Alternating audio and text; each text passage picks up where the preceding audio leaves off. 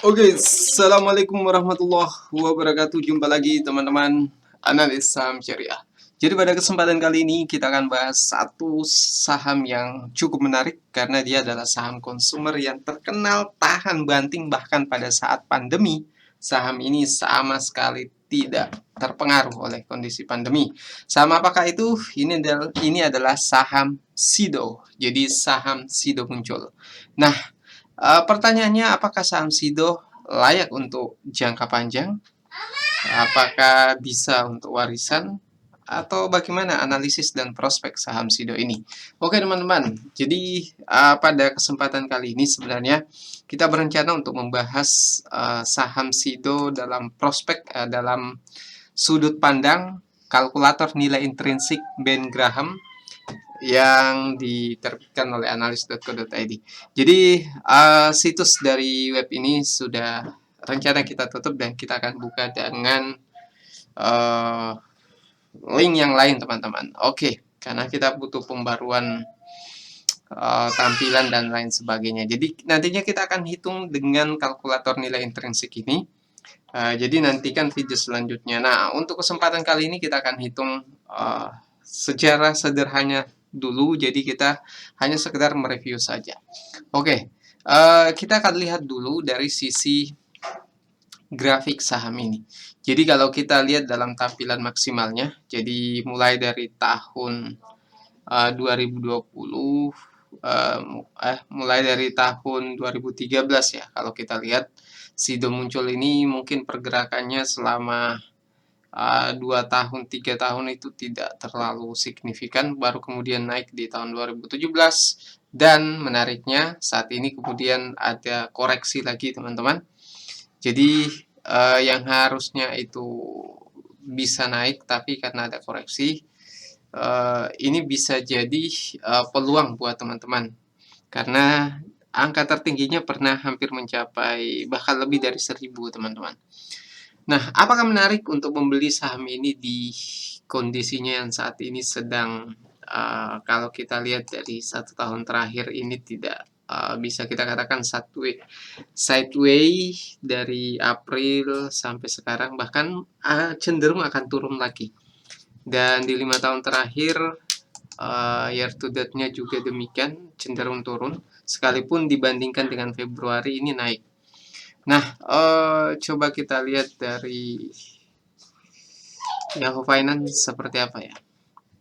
Nah, habis ini teman-teman, kita akan lihat berdasarkan kinerja dari laporan keuangannya untuk kuartal ini, kuartal 3 ya teman-teman. Oke, kita mulai dulu lihat dari sisi ini. Kita lihat dulu di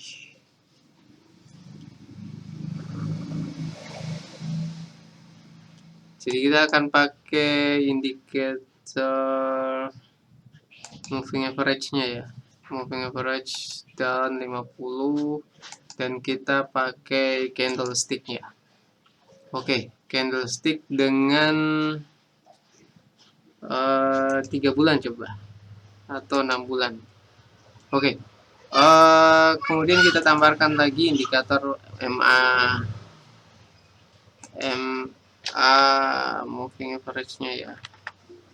Moving average-nya 20, garisnya kita pakai biru ya. Oke. Oke teman-teman, MA20, MA50 juga masih negatif teman-teman. Ini menandakan bahwa trading di saham ini mungkin belum tepat itu secara pandangan analisis teknikal, tapi kita akan lihat dalam pandangan analisis fundamental. Nah, kita coba melihat di MA 200-nya dengan garis hitam ya, teman-teman. Oke. Oke, kita lihat dari range 6 bulan ini, 3 bulan juga demikian, 6 bulan juga demikian. Demikian maksudnya apa? Kita sudah sering bahasakan, kalau teman-teman fokus di value investing, artinya nilai yang teman-teman andalkan untuk memilih saham dan masuk di saham tersebut, maka sederhana saja pakai MA 200 atau MA 50, jadi moving average di 200-nya. itu apakah posisi candlestick-nya crossing ke bawah atau dia crossing ke atas. Nah, ini kita lihat teman-teman, dia malah crossing ke bawah, artinya kalau teman-teman trading di saham ini tentu masih ada risikonya kalau mau mulai masuk. Jadi saya tekankan lagi bahwa kita menggunakan grafik ini hanya untuk timing beli saja.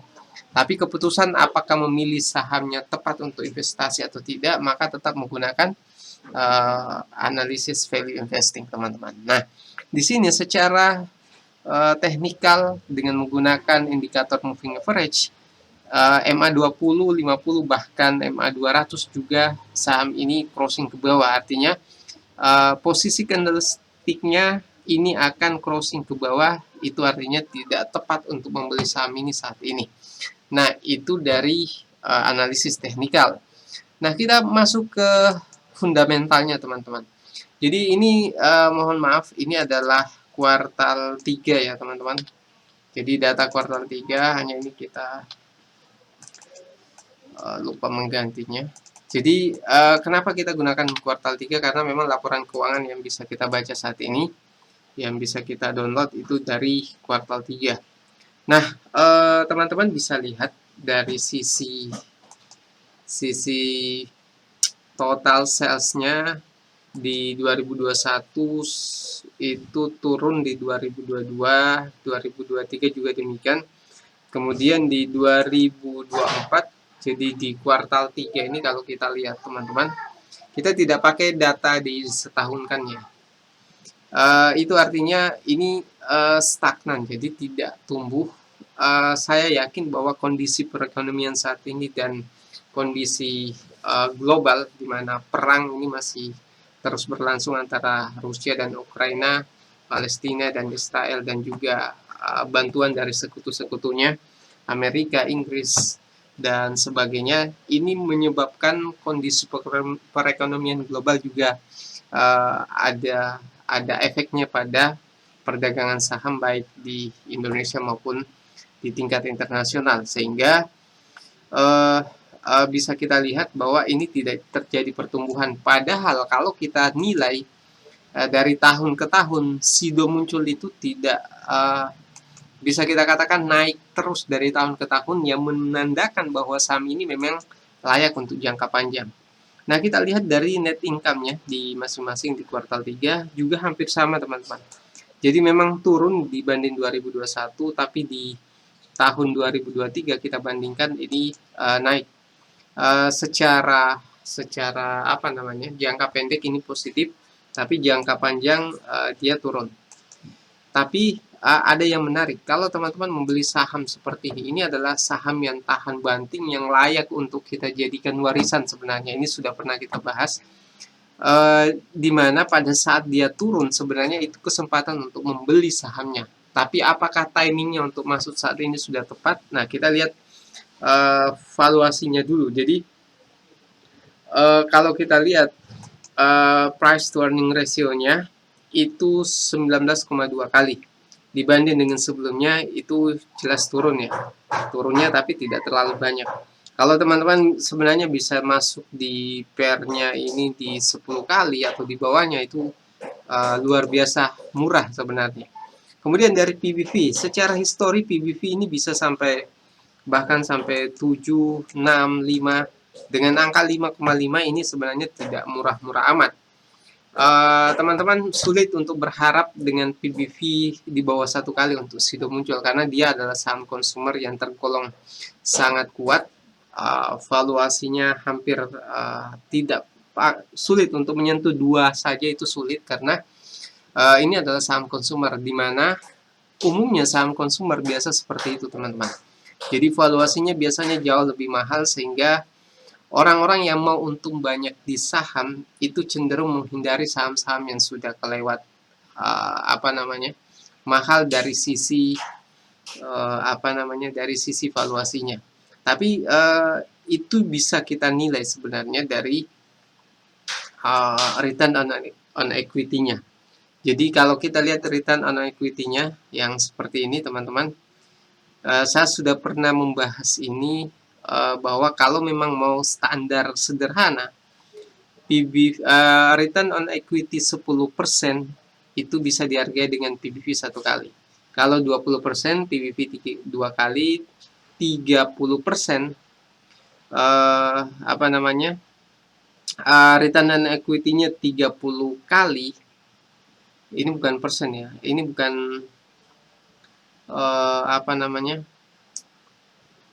jadi kalau dia angkanya seperti ini, itu artinya kita bisa hargai dia di PBV 3 kali. Kalau di angka segini. Misal di angka 40, itu berarti 4,0 atau sekian. Tapi sekali lagi bahwa membaca valuasi dari PBV yang paling pas untuk saham-saham konsumer itu biasanya lebih tepat kalau kita menggunakan valuasi histori. Artinya kita lihat di beberapa tahun terakhir ini dihargai berapa. Jadi dia ada di antara kisaran 5 sampai 7,5 di kuartal 3-nya. Kita tidak menggunakan data akhir tahun atau disetahunkan dulu. Jadi kita mungkin di kesempatan lain, teman-teman. Artinya apa? PBV ini masih tergolong murah, terdiskon dibandingkan di tahun 2022 dan 2021. Tapi ini juga tidak murah-murah amat, karena kalau valuasi relatif itu harusnya di bawah 1 ya. Di bawah 1 baru murah, tapi ini kan saham konsumer. Jadi saya berharap kalau ini dia bisa berlanjut turun, mungkin PBV-nya sampai 4 kali, maka itu diskon. Apalagi kalau misal PBV-nya sampai 3 kali, itu diskon yang cukup lumayan. Nah, artinya apa teman-teman? Kalau mau masuk di sini mungkin masih ada risikonya, karena kita lihat dari secara teknikal bisa jadi dia masih akan turun. Secara teknikal bisa jadi dia masih akan turun. Kita lihat di sini dia jatuh.